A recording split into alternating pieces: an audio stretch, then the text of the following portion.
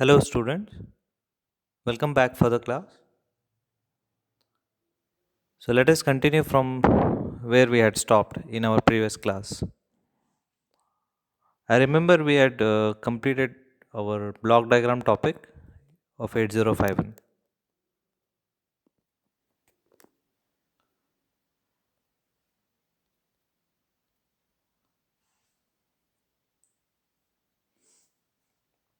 So, topics, in this topics we are done up till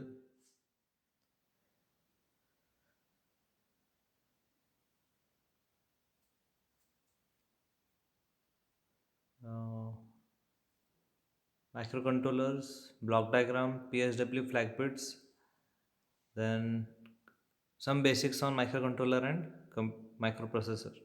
Okay. Today let us continue from pins of 8051, pins of 8051. Then we'll move on to register banks, then internal memory organization, and memory address decoding and further on. Okay. All this part is done.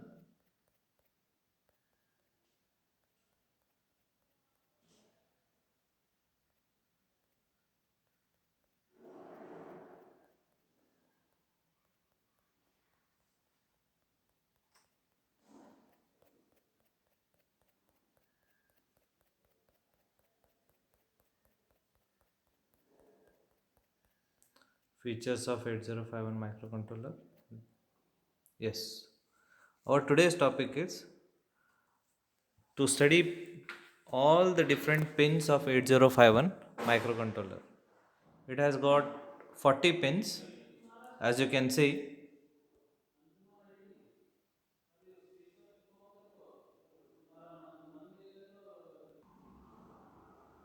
So in this 40 pins, let me simplify and show you how the pattern is.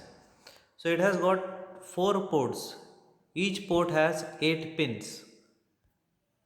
Just see here, among 40 pins, it has got 4 ports. Port 1, port 3, port 0, port 2. In order, if I say, it is port 0, port 1, port 2, port 3.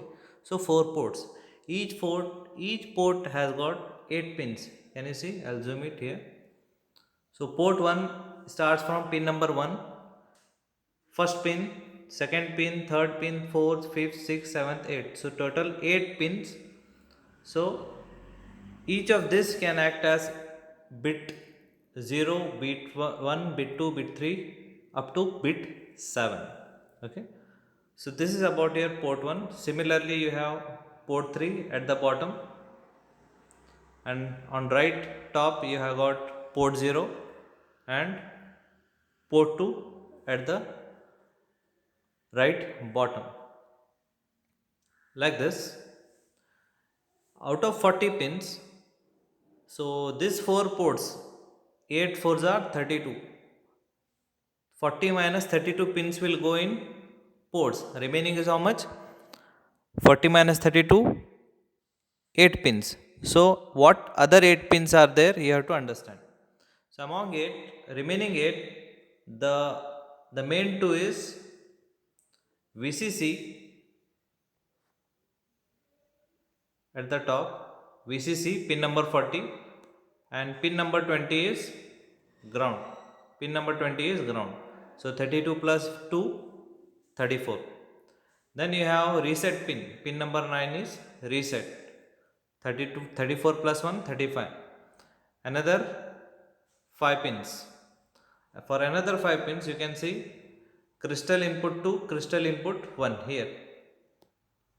That is pin number 18 and pin number 19. So last 3 pins remaining, that is PSEN, ALE and EA. So I'll explain you today what are all these pins. Okay. So remember, total 40 pins, 32 pins will be taken up by 4 ports. Remaining 8 pins are these pins which I just displayed you. Okay. We'll see each one by one. Okay. So this is port 1. I just cropped the image here on right side. cropped image of port 1. So it starts from pin number 1 to pin number 8. So yes, pin number 1 to 8. So port 1, each of this pin can be configured as input or output pin. Means among these 8 pins, any one of the pin can be made to behave as an input or output pin. Input or output pin. Input means suppose you are using your microcontroller for an application such as you want to control temperature. You want to control a temperature with the help of microcontroller. Okay, so you are using microcontroller as one of the decision making body. Okay, decision making element, decision making device. Now, how does it work? Uh, it's like you want to maintain a temperature, like maintain 24 degree, maintain 24 degree of room temperature. Now for this, you need to continuously read the temperature, right? You need to continuously read temperature, whether the temperature is 24 or not, whether it is more than 24, whether it is 25, whether it is 24, 25, 26, 27, like this. So you want to maintain it 24. So in that case, you should read the temperature from a sensor, right? Sensor will sense the temperature. Microcontroller will not sense temperature. So once the temperature is sensed by a sensor, so that sensor output is given to microcontroller as input. So microcontroller will take the output of sensor temperature as a one of the input. So in that case, a particular pin should behave as an input pin, that then only you can read the temperature from the sensor. So this is how you can ask a microcontroller one of the pin to behave as a input pin, general purpose input pin. In other case, if you want your port pin to behave as output pin, then like after taking a temperature from sensor, you want to turn on your cooler. Like once the temperature increases 25, 26, like this, you should turn on your cooling system. Turn on turn it on, then the cooling system will turn on, then the temperature will once again decrease, and it will decrease from 27, 26, 25. It will be, it will reach 24. So once it reaches 24, you have to turn off your cooling system. So for this, you should give a output signal for your cooling system, on and off. So in this case, your pin should behave as output pin. While reading from sensor, while reading temperature from sensor, it should behave as input pin. And while giving output, while giving a signal to turn on a system, in that case, it should behave as a output pin. So this is the meaning of ports pin behaving as input or output pin. Hope it's clear. Now, to use, second point you can see here, to use port pin, port 1 pin, or okay, any of the pin, to use it as an input pin, one must be written to corresponding port pin latch. One must be written means high should be given. One logic high should be written to the corresponding pin latch. What is this latch? So latch comes as one of the element in your port circuit, in your port circuit. Okay, where latch is element which holds one bit information, which can store one bit information. And similarly, if you want if your particular pin to behave as output pin, then 0 must be written to the corresponding port pin latch. Okay, so remember this. To work as input pin, 1 must be written. To work as output pin, 0 must be written for the ports. So in this, you have got 4 ports, right? So I am explaining only for this one port. So this same explanation applies for all the 4 ports. It applies for all 4 ports. Any of the any of the ports, its pins can be used as input as well as output pin.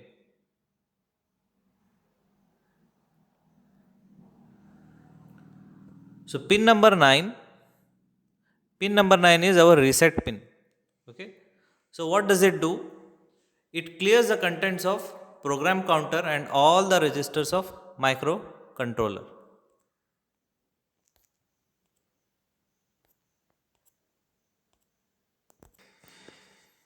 So well, this is reset.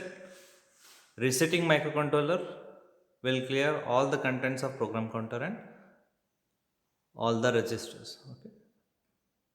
Now pin number 10 to pin number 17. So this will account for port 3.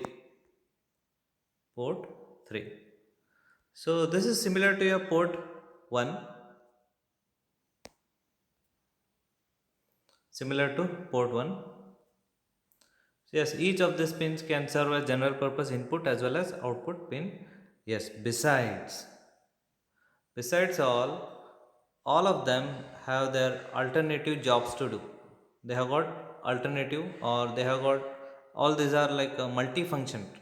Okay, apart from working as general input as well as output pin, they can also work for different other works, different other purposes. What are those? We'll see each one by one. Okay, like pin number 10. Pin number 10 is actually standing for standing for first bit of port 3, that is P top. You can see this one, P3.0. P3.0 means first pin of port 3. So it is also functioning as, it can also function as RXT. RXT in bracket I have it's written here, receive data. What it is, see. So RXD means receive serial data input.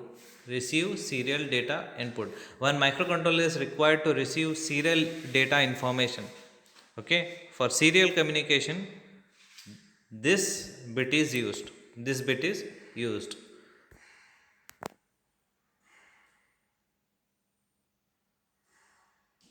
Next, transmit serial data output, pin number 11. Whenever it is required for microcontroller to transmit serial communication, for transmitting, pin number 11 is used. Pin number 10 for receiving, pin number 11 for transmitting. Pin number 12, INTO. It means interrupt 0. Interrupt 0. External interrupt 0. And similarly, pin number 13 is interrupt 1. Means it has, microcontroller has got two interrupts, interrupt 0 and interrupt 1. What are these interrupts? These interrupts means like simple meaning of interrupting. Interrupting means something is running normally. For it to stop, for that normal work to stop, we require to go and interrupt it, right? For example, a regular class is running. Okay, 9 o'clock first hour starts. Okay, students are already waiting for sir. Sir enters the class. Class will begin. Right, first hour class begins. Normal class is running. At 9:15, a latecomer will come and knock the door. Sir, may I come in? Sir, may I come in into the class? So this is like the latecomer is interrupting the class. What he has interrupted? He has interrupted the normal class. The class which was running. In that normal class, the latecomer comes in on the door and he knocks the class and takes a permission. May I enter the class, right? So in that case, that sir has to stop the class, right?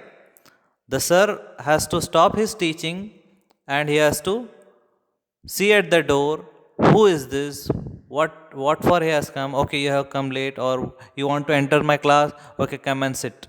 So I have to do that job, right? The sir should take care for that interrupting element. So like this, microcontroller will be doing his job. It will be executing its program. So meanwhile, Meanwhile, if any other external or if any other external work is to be done, so in that case an hardware interrupt is generated, in which microcontroller has to halt, microcontroller has to stop his normal execution of program and take a new task from outside, do that job, give it, then you continue your previous job, then the microcontroller will continue its previous program. So while running normal regular program, in between it takes a new program, it executes, then it will continue its previous program. So for this purpose we make use of interrupts. How does it work? We'll see in detail where it is required in as per syllabus. Okay. So time being, this much is enough. Okay. So we have got two interrupts here. Two interrupts pin which can be connected externally. Okay. Then it has got timer 0 and timer 1 at pin number 14 and pin number 15. These timers can also be used as counters, and how to do that, how a timer can behave as a counter as well as timer. This setting can be done in different SFR, again special function register. How to do that setting we'll see step by step. Okay. Then we have pin number 16 and 17, write and read. It means that if this signal, see WR I have written in red color because this is active low signal. Active low signal means once if a 0 is given to this signal, means it will become active. Understood? It means to activate this particular pin, to activate this particular command or this particular pin, 0 must be given to this particular pin. 0 must be given to this particular pin. So if 0 is given to this particular pin number 16, that is WR, write to external additional RAM memory. Means you can, this makes your microcontroller capable of writing into external RAM memory. So what is this external RAM memory? If your internal RAM memory is not enough, not sufficient, you can also use your external RAM memory. You have to interface, you have to connect an external RAM memory, and for it to interface or for it to write, when your microcontroller wants to write into that RAM memory, data memory, then this WR should be connected to, this WR should be given with 0. Okay. Similarly, pin number 17 RD, that is that is read from external RAM memory. Whenever microcontroller requires to read from RAM external memory, this pin should be 0. This pin should be given with 0. Clear? Yes. Pin number 18 and 19, XTL2, XTL1 means here crystal is connected to provide clock for MC. MC means microcontroller. Okay. So as I said, microcontroller works on the clocks provided by the oscillator, by the crystal oscillator. Now for your oscillator to be connected, these two pins are provided from the 8051 pins. Okay. So your oscillator connection, your crystal is connected to the pin number 18 and 19. So this will provide the required clocks for the microcontroller on which the microcontroller will work. Got it? Yeah, I missed here. Pin number 20 is ground. Pin number 20 is ground. Like every IC should be provided with a VCC and ground. So that ground is at pin number 20. Yes. So port 2. Port 2, the pins are from 21 to 28. So these port pins are configured as general input pins as well as output pins. Apart from that,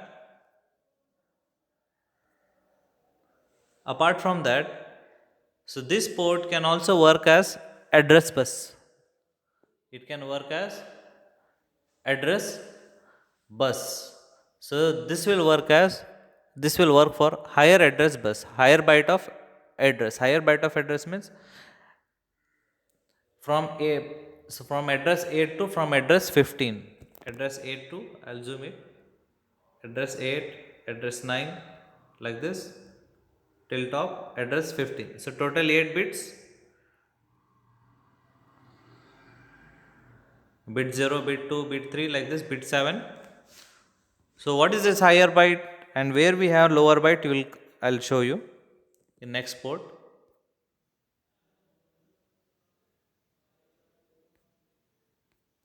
Okay, I'll explain in between this 3 pins, then I'll go for port 0. Okay, so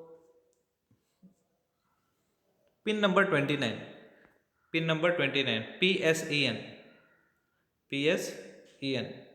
What is the full form? PSEN, program stroke enable. What is the use of this pin? See here, this is an active low output control signal. Active low means, so this particular pin is activated when a 0 is given to this pin. When a 0 is given to this pin. Okay, so then that is why it is called as active low. We also have active high. Active high means it gets activated only when 1 is given, high is given. Okay, but whereas this is active low, means whenever low is given it will get activated. What is low here? Low means 0, high means 1. Okay, so this is active low output control signal used to activate the enable signal for external ROM. External ROM. That is, if external ROM is used for storing program. So when we require external ROM, what is ROM? ROM is program memory, right? So whenever you require to have external ROM memory, you want to use your program into external ROM, then logic 0 appears on it every time the microcontroller reads a byte from memory. It means a logic 0 is to be written, a logic 0 is to be given at this particular pin. It means that you can read from external ROM memory. You can read from external ROM memory. So this will act as read strobe to external program memory. Act as reading strobe, a signal that acts as reading strobe to external program memory. Okay, so remember PSEN, this is used for enabling it to read external ROM memory. Then we have pin number 30. What is pin number 30? Just see into diagram. Address latch enable. Address latch enable. What is address latch enable? So as pin 32 to 39 are multiplexed. I have not shown you this 32 to 39. So 32 to 39 is our actually port 0. So port 0 pins are multiplex. Multiplex means apart from acting as input and output, they also perform different functions. What are those different functions? See here. That is, port 0 can be used as data bus or program bus. It means apart from acting as input and output pin, it can also behave as a data bus as well as address bus. Address bus and data bus. So now for this bus, for port 0 bus, for it to work as lower address bus, we make use of ALE. How is that?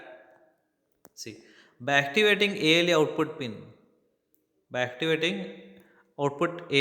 to activate this pin? Like if you give 0 to this pin, if ALE is given with 0, it means that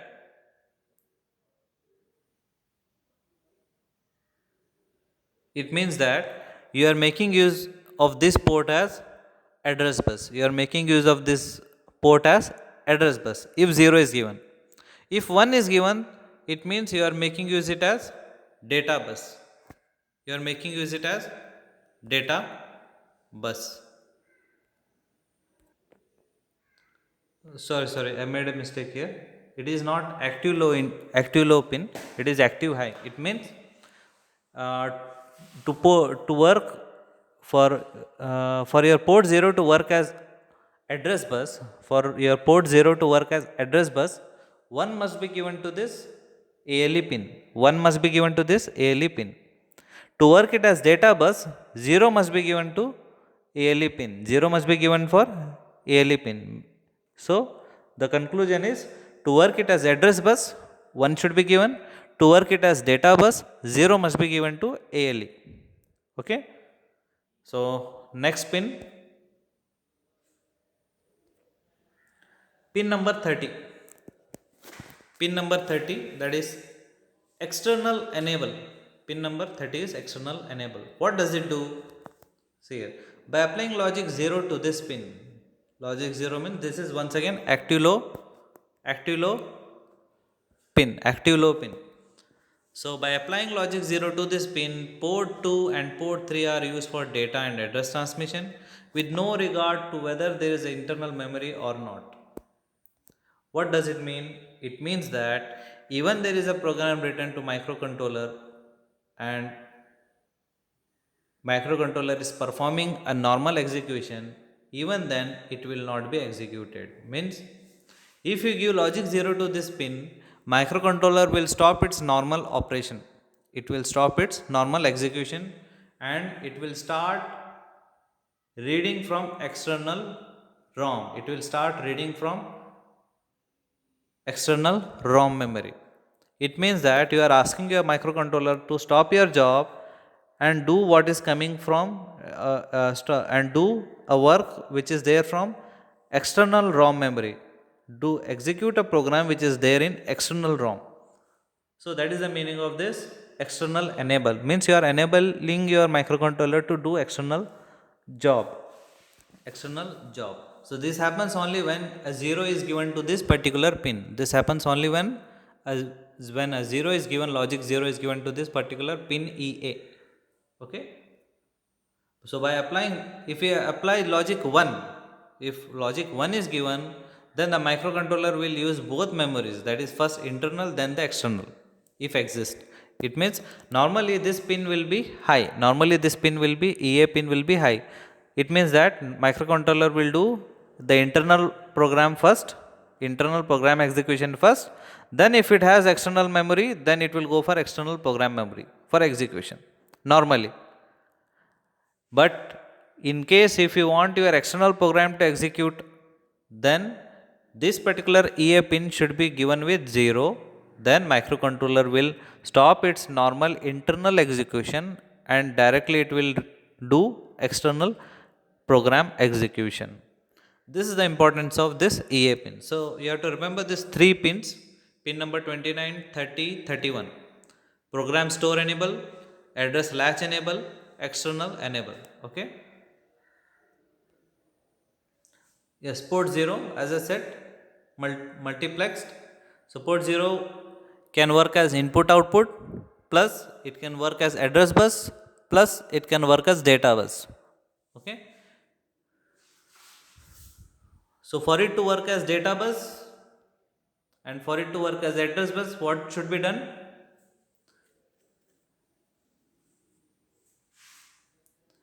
So it will work as address bus when AL is high at pin number 30. If 1 is given, then this particular port 0 will act as address bus, and if 0 is given at ALE, then this particular port 0 will work as data bus. We'll stop it here. I'll take next class on internal RAM organization. Okay.